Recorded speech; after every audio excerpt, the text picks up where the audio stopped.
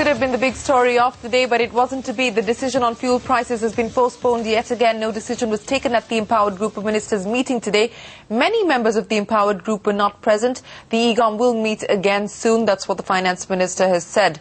Nentara Rai, who's been tracking that meeting, joins us now with more details. Nentara, Sushil Kumar Shinde, Kamal Nath, Sharad Pawar and Mamta Banerjee staying away from that Empowered Group of Ministers meeting, and now we understand that there is the possibility of another meeting taking place in the next 10 days. That's right, Shri. The other way to look at it is that 50% of the EGOM members were actually not present at that meeting. It's an 8-member EGOM, including Montek Singh Ahluwalia, and like you said, 4 of the ministers, and 2 of them being key UPA allies, actually not there at that meeting. And perhaps that's the main reason why why there's going to be another meeting. I've asked my sources, highly placed sources in the oil ministry, that why is it that the EGOM met at all? Why not just have set another date, schedule another date for them? But what the sources have indicated is it was a good meeting. They were able to make a presentation, the Kirit Parikh report, bring all the members, all the bureaucrats, the senior officers from the ministries were present. So the Petroleum Ministry was able to make its case. Then the Finance Minister coming out and saying that on Thursday, perhaps all the EGOM members are going to be present because of the cabinet meeting, and it was only after that when a new date will be announced. But in the next 10 days is when we perhaps will see the EGOM meeting. What was the EGOM all about? Being set up for is to discuss the future fuel pricing for this country. We of course sell subsidized fuel. On the cards, what the Petroleum Ministry wants is, and what Kirit Parikh Committee report had recommended, is the deregulation of petrol and diesel and increasing of LPG and kerosene prices. Of course, all these decisions are governed more by politics as opposed to good economics. We're going to have to watch out and see what the government decides finally, but that's what the EGOM agenda was. Thanks for that, Nentara, for those details. Let's also listen to what the Finance Minister had to say on the reasons behind the no-show today. I will call the meeting shortly. Therefore, exact date I will be able to finalize in consultation with the members concerned. Today, it was not possible that all of them could attend. So Thursday will be the cabinet day. Normally all the ministers remain present. I will talk to them, and after talking to them, I will call the meeting. All right, that was the Finance Minister, and joining us now is Kirit Parikh, the author of the report on fuel price deregulation. He joins us on the line. Mr. Parikh, many thanks for joining us. Let me begin by asking you, are you looking at this with a silver lining, the fact that 4 members of the Empowered Group of Ministers were not there, and hence the decision has been deferred? So actually, perhaps there could have been consensus if the entire EGOM had met today. So are you seeing this as an optimist, or are you seeing this as a pessimist? No, I'm saying it as an optimist. I think it will... I'm still losing hope, retaining hope, and I don't think one should conclude that this is just the end of the matter. I do believe that... Was that a Freudian slip? No. Was that a Freudian slip? You said you're fast losing hope, Mr. Parikh. No. It was not a Freudian slip. But then slips can be Freudian, but I don't think this was Freudian. Okay. I do believe Mr. Parikh, No, go ahead. Let me ask you, sir, the fact that we now have the Finance Minister saying that perhaps at tomorrow's cabinet meeting they will decide on the next date for the Empowered Group of Ministers to meet. What do you think seems to be weighing on the minds of politicians at this point in time? Is it the inflationary impact? Is it the fact that we do have some states going to elections? What do you think is going to be the political considerations that are going to be weighing this decision? No, I think if you want to deregulate the price of petrol and diesel, you have just 2 options at the moment.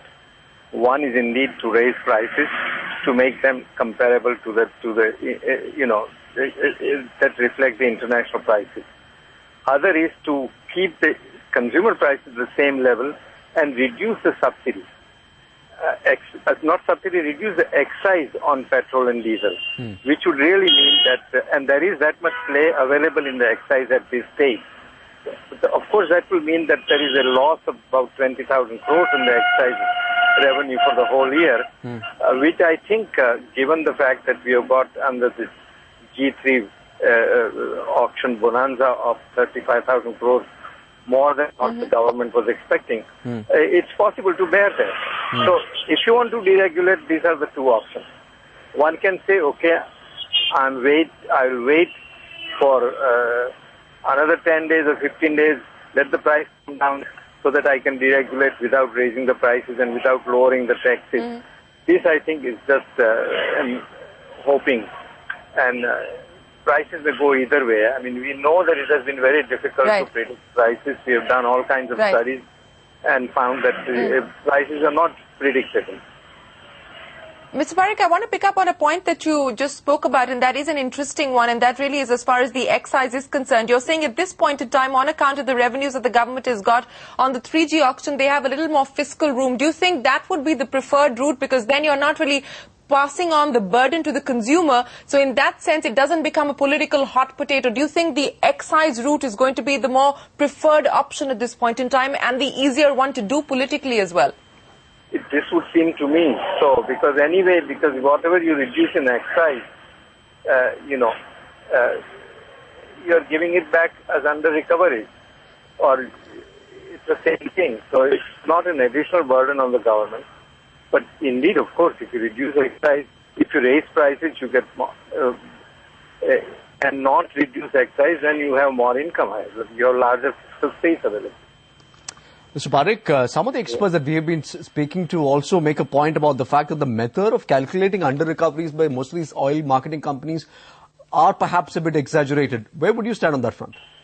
Yeah, I think, yes, they are a bit exaggerated, and these under-recoveries are really not necessarily the losses they make, but these are really some measure of an idea of to what extent the prices do not reflect the international prices. And if you leave it to them, obviously the market will determine and the prices will come down somewhat more than what we expect. Just a point about the inflationary impact that Shireen was asking you about. Is this the right time? But given the fact that the government has also clearly articulated that managing inflation or tackling inflation is a major challenge, would you perhaps put this decision in abeyance could work well for the larger impact that it's going to have on the economy? If the prices, if you do it without, say, raising prices, then the inflationary impact point doesn't arise. Now, if you suppose you don't liberalize and you find that the international prices go up, in which case you're larger under recoveries and you have to finance it in any case. So this is the point we have been making in our committee report, that the current policies of financing under recoveries is as inflationary as raising prices would be. In fact, raising prices will be less inflationary because people will be use fuel more efficiently. Alternative modes of transport would be used. Goods will be moved by railways rather than trucks and so on. So the inflationary impact of that would be lower than just financing under recoveries through bonds and other things. Mr. Parekh, a quick question, sir, because there are two views. One view that, we should move towards deregulation in one swift swoop, and the other one that we should do it gradually, step by step.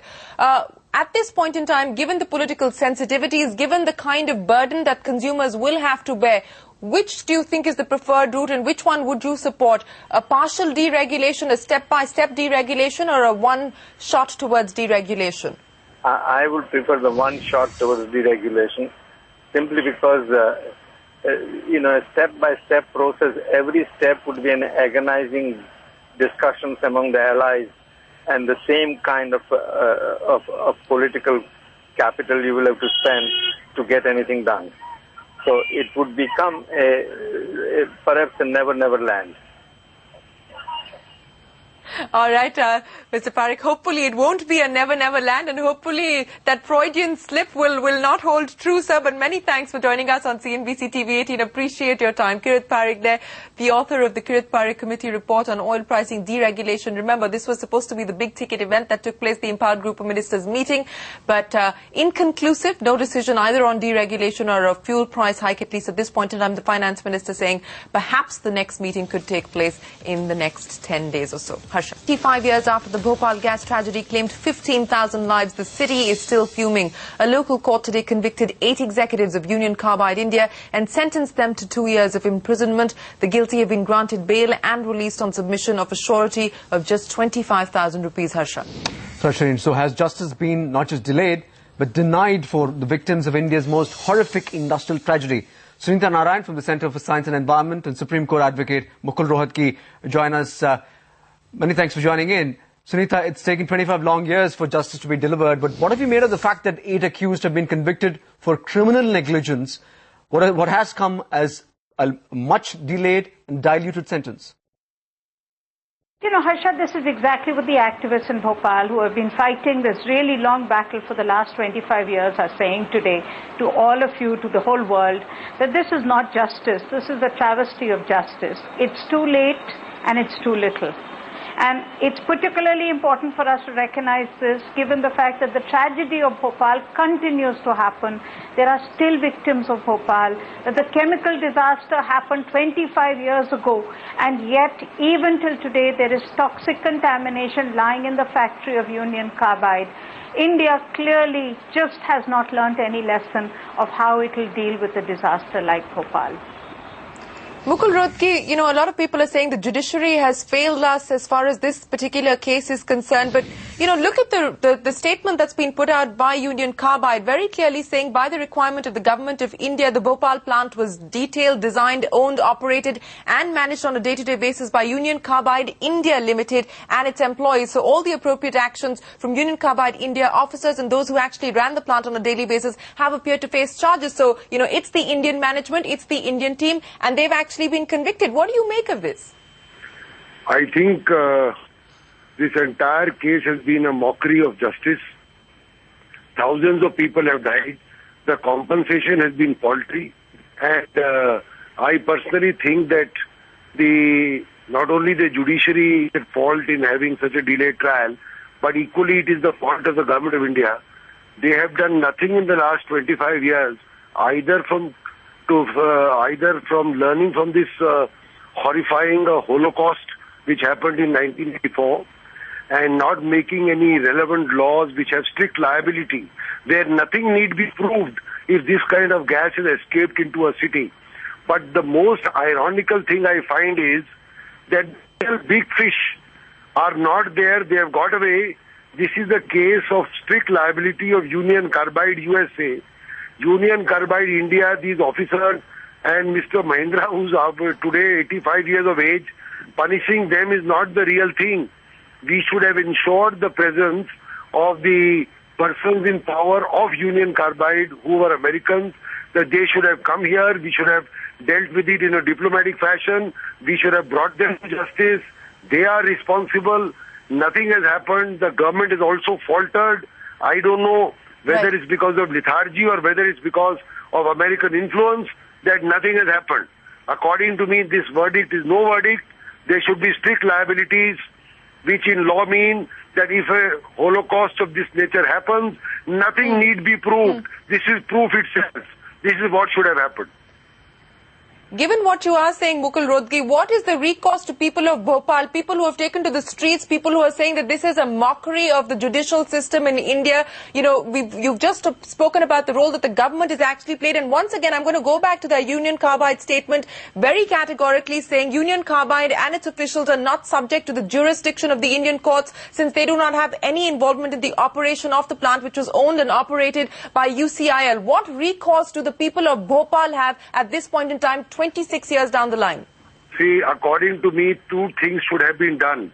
The government of India should have on behalf of the victims filed a class action against Union Carbide USA in the US court, claiming damages for this horrifying Holocaust which has happened. That is where the government has not done what it should have done. That's the first step. But even now it is not too late. The American laws are liberal in providing for class actions. Even now, Government of India can act on behalf of its citizens. That's number one. Number two, Government of India can take some action locally if it can twist the arm of Union Carbide. And thirdly, make some new laws, learn from the past, and, you know, do something in that light. I mean, be proactive. Right. What can these poor persons from Bhopal do? They can't go to America and file a class action.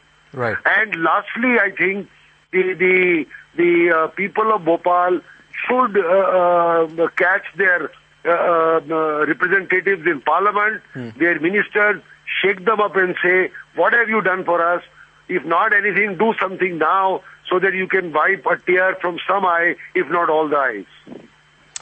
Point taken, Mukul Rohatgi. Sunita, come in on this one. Mukul was earlier making a point about the big fish. Warren Anderson, the chairman of Union Carbide, USA, who lives in the United States right now, appeared to have gone completely scot-free on this one, for the present at least. He's still an absconder, and he's not even been present in trial. Well, I think, Aisha, this really shows us, to my mind, where so many mistakes have been made in the Bhopal case. Remember, Warren Anderson was actually arrested right after the disaster, and yet every effort subsequently has been to let the company off the hook, to try and find a legal settlement which will just close the matter.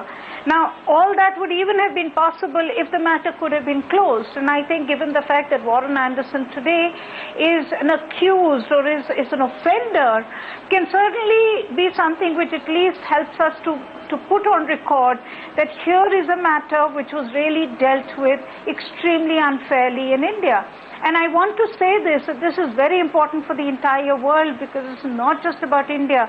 This is about the case that is happening under our noses today, whether it's the BP case in the Gulf of Mexico or the nuclear liability bill which is in Parliament. These are all issues which are connected. These are issues of corporate liability. And when it comes to an issue like a chemical disaster, which has an impact on a particular night, but then continues to unfold, what's the liability of the company? And those are issues that must get resolved in India before we decide to do more, like nuclear liability. Right. Mukul Rohatgi, very quickly, the 8 convicted now, including Keshav Mahindra, what we do understand is that Keshav Mahindra is going to challenge this order. What is the recourse available to them? See, recourse is very simple. This is the conviction by the first court under 304A, which is one of the simplest offences.